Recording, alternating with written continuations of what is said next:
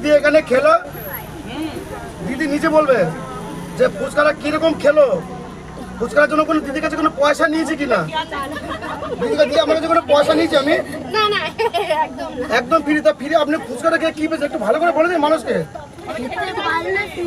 মানে ফুচকা অবশ্যই খেতে খুবই ভালো, কিন্তু খাওয়ার সময় অবশ্যই গেলার মানে যখন গিলছিলাম একটু কষ্ট হচ্ছিল বটে, কিন্তু ঠিক আছে। আরে কষ্ট হচ্ছিল তাই বলতে সোনা নাচছি তো পাচ্ছি, মানে এটা নিতে তো কষ্ট হবে না। আমি খুব খুশি, এটা শ্যামলদার কাছেই সম্ভব, মানে অন্য কোথাও সম্ভব নয়, শ্যামলদার কাছেই সম্ভব। তো দেখিয়ে দাও শ্যামলদা। শ্যামলদাকে ধন্যবাদ যে আমাদের মধ্যে দিদিকে অসংখ্য ধন্যবাদ এই ফুচকা খাওয়ার জন্য, সোনা নাচছে দিদি এটা যে নিয়ে এসছে আমাদের, মানে আমরা আরো আপ্লুত হচ্ছি যে শ্যামলদা এরকম একটা কম্পিটিশন নিয়ে এসছে আমাদের মধ্যে।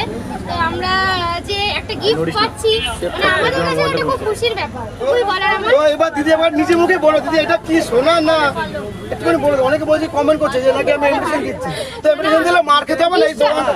বিশ্বাসেই ভরসা, বিশ্বাস করে উনি দিচ্ছেন যখন অবশ্যই এটা একটু দেখে